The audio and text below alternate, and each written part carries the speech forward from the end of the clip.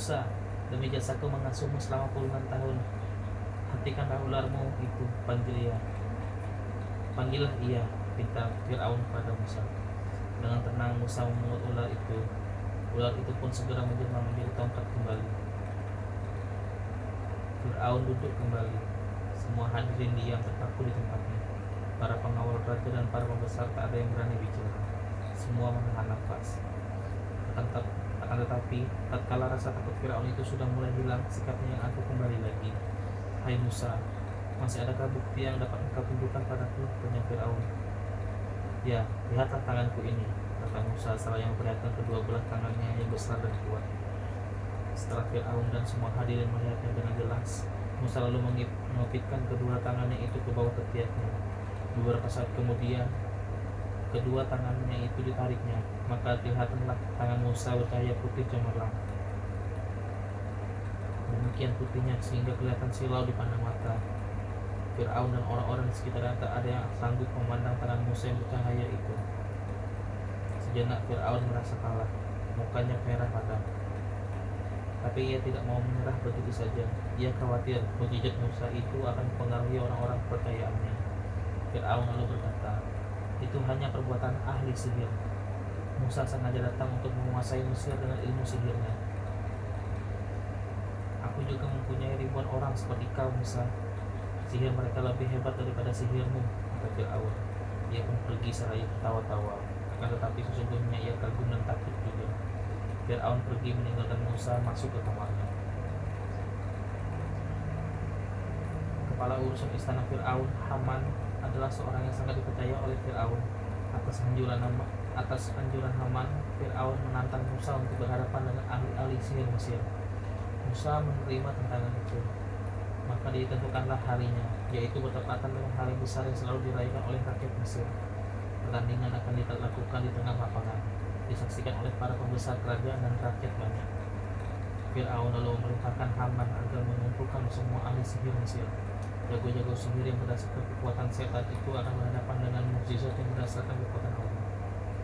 Musa yakin mukjizat Allah pasti menang, sebab tidak ada satu kekuatan apapun yang dapat mengalahkan Allah. Yakin akan hal itu, sedikit pun Musa tidak getar.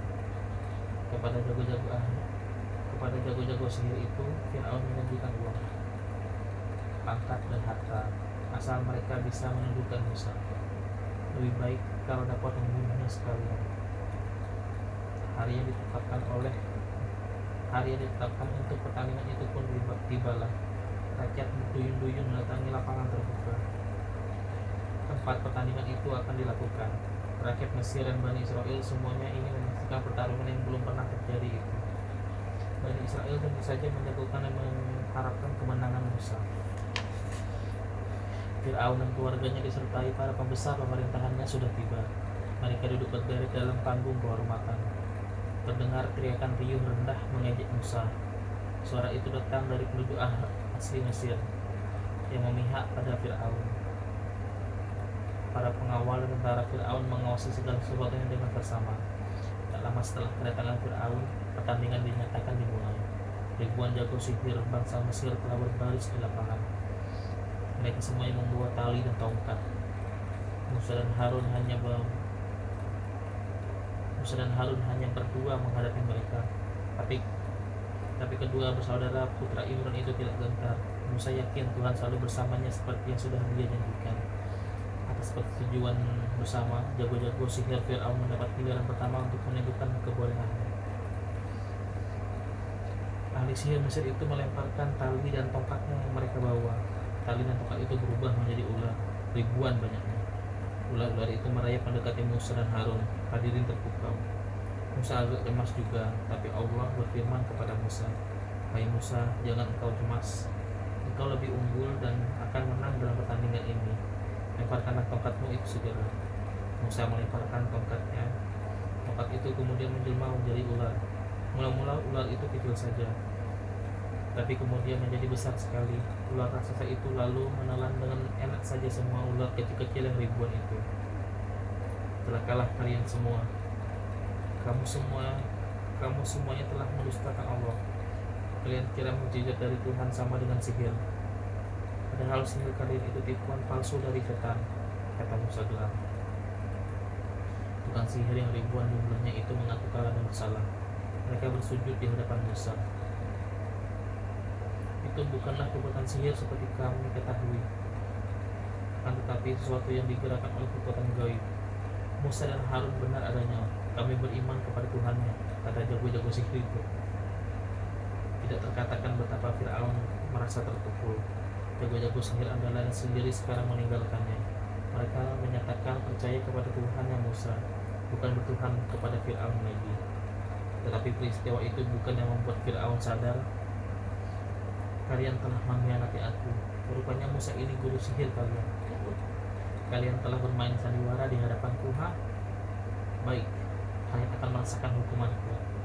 Tangan dan kaki kalian akan kupotong, atau kusalibkan kalian satu persatu, dari Fir'aun kepada jago-jago sihirnya. Tapi jago-jago sihir Mesir itu tidak gentar. Sebagai ahli sihir, mereka tentu sangat mengetahui yang mana sihir dan yang mana bukan sihir. Mereka mengatakan kepada Fir'aun bahwa mereka mengikuti Musa dan Harun sebagai pesuruh Allah yang benar. Jago-jago sihir itu rela menghadapi hukuman Fir'aun sebab mereka yakin kekuasaan Fir'aun hanyalah di dunia ini, sedang kekuasaan Tuhan Musa di dunia dan di akhirat yang kekal. Peristiwa dikalahkannya ahli-ahli sihir itu oleh Musa benar-benar menggemparkan. Kebesaran dan kekuasaan Fir'aun seperti rontok seketika. Kepercayaan rakyat kepadanya mulai goyah. Fir'aun menyadari bahaya yang mengancam kedudukannya. Karena itu, ia memerintahkan orang-orangnya untuk membunuh Nabi Musa dan saudaranya Harun. Akan tetapi, Musa selalu dilindungi Allah. Akibat kegagalan Fir'aun membinasakan Musa itu, kemarahannya ditimpakan kepada seluruh Bani Israel. Penindasan, penganiayaan terhadap Bani Israel semakin ditingkatkan.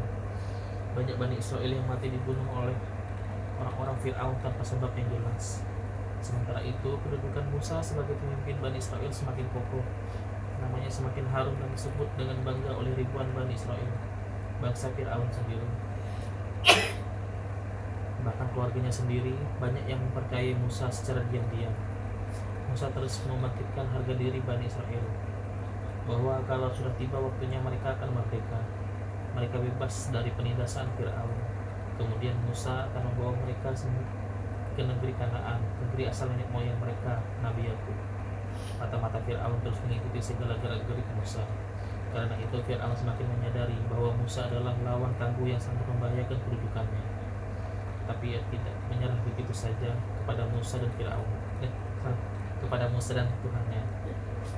Musa sendiri bukan tidak mengalami kesukaran dengan kaumnya. Bani Israel banyak juga yang tidak percaya kepada Musa. Mereka sudah terlalu lama diperbudak Fir'aun. Jiwa dan semangatnya sudah hilang. Harga diri mereka sudah lenyap. Karena itu Musa memerlukan waktu 40 tahun lamanya sampai ia berhasil mempersatukan Bani Israel dan membawa mereka meninggalkan Mesir. Masa 40 tahun itu merupakan masa perjuangan hebat. Perjuangan masih panjang yang tak kenal lelah. Ada kalanya Musa berlaku keras kepada Fir'aun maupun kepada Bani Israel sendiri. Tapi ada kalanya ia berlaku lembut, tergantung kepada situasi yang dihadapinya. Pada masa 40 tahun itu, kepemimpinan Musa semakin menanjak. Kebalikan kebesaran Fir'aun dari hari ke hari semakin pudar. Sementara Musa menuju puncak ketenaran sebagai seorang pemimpin besar, maka Fir'aun menuju kehancuran sebagai raja. Fir'aun menjalankan segala siasat untuk membinasakan Musa dan pengikutnya, memecah belah Bani Israel. Sebaliknya, Nabi Musa terus-menerus menyadarkan Fir'aun dan kaumnya agar menyembah Allah.